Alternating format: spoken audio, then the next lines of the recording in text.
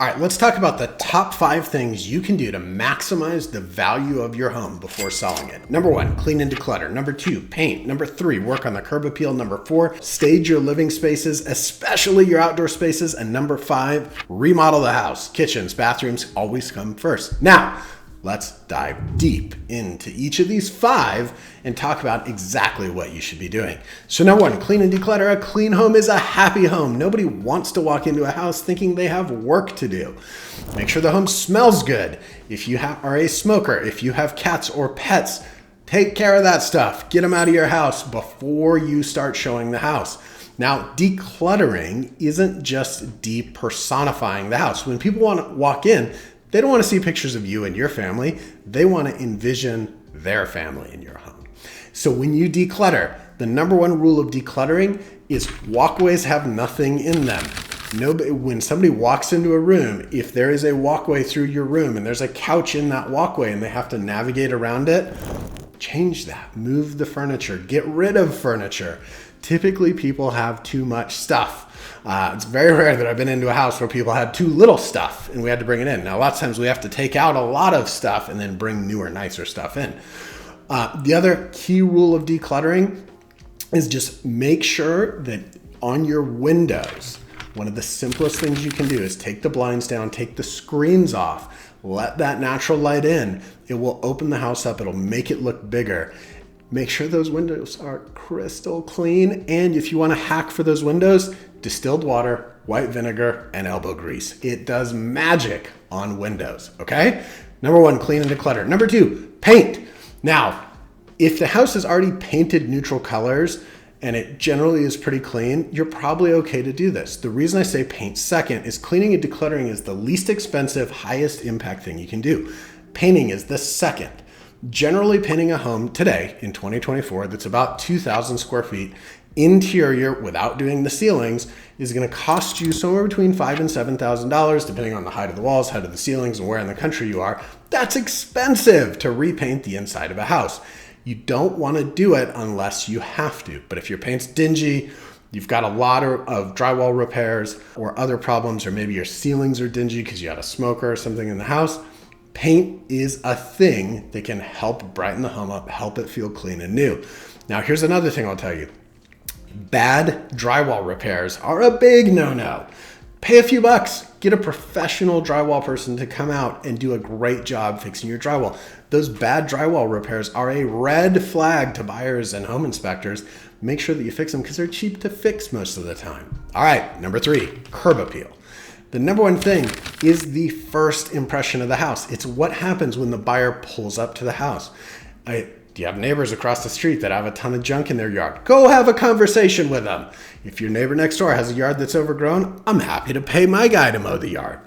That first impression when they pull up to your house, you have to control that. You have to give them a first impression if you want to maximize sales price. Now, keep in mind, curb appeal does not stop at the curb. It stops when they open the front door. So make sure that you set the right expectations. Help the agent understand what door to go into. Have somebody go to the house, turn all the lights on before they're going to go show it. That curb appeal, that first impression is key to the buyer's experience. Number 4, stage your living spaces, especially your outdoor spaces.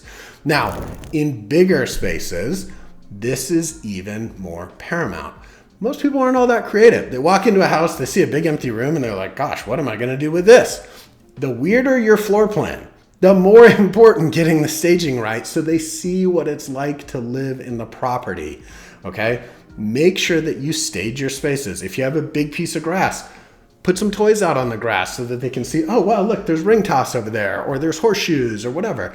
Help them understand how somebody might live in the home. Now, ever since COVID, outdoor spaces bring a premium.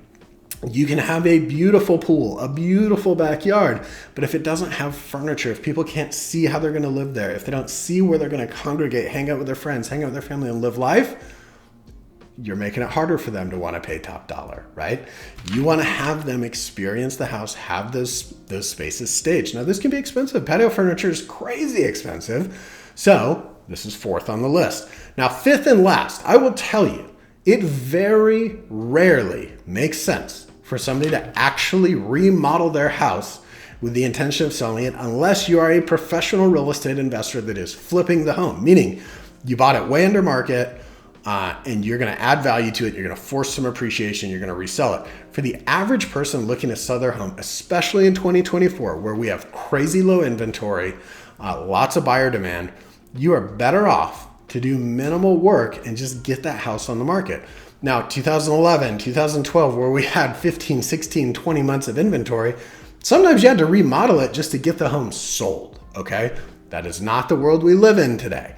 Now, if you are going to remodel the house, don't do the garage first, do the kitchen first. And after the kitchen, do the bathrooms.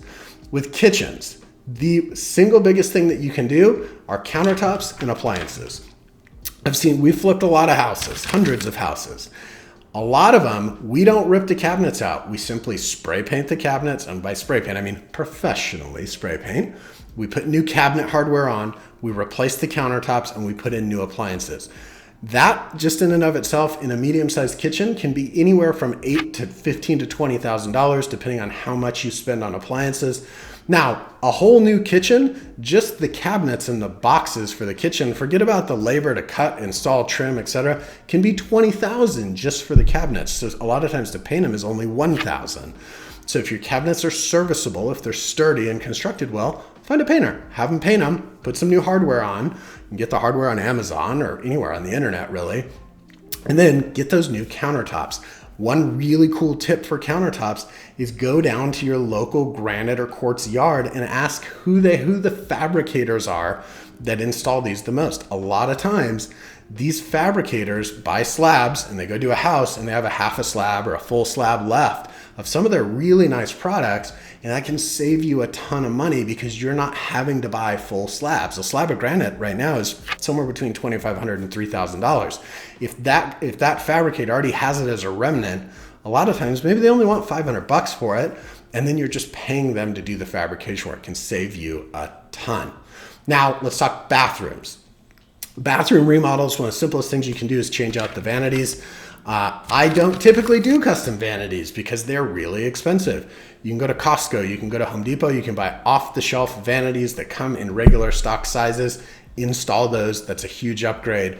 Retile your shower surrounds, do that, huge upgrade. Floor & Decor has great deals on tile. They have free design services. If you go to Floor & Decor, they will help you plan your space. And they will usually also know, if you go to that Floor & Decor Pro Desk and you say, hey, who are some of the guys that are in here a lot buying tile? Guess what? They'll know who the people are that are good to work with, that are in there a lot, and you can get a referral. You can work direct with the installer, and you can save a ton. Hope this helps. All of these things are going to add value. And here's the parting thought, and this is the real estate agent's secret that not a lot of people will tell you. People don't buy houses on the internet, but they absolutely rule them out. So make sure that whatever you do to get that home ready to sell culminates in amazing media, because the goal of that listing on the internet is to have the best possible presentation of your property so that people will come see it and they don't rule it out before they ever got to your house.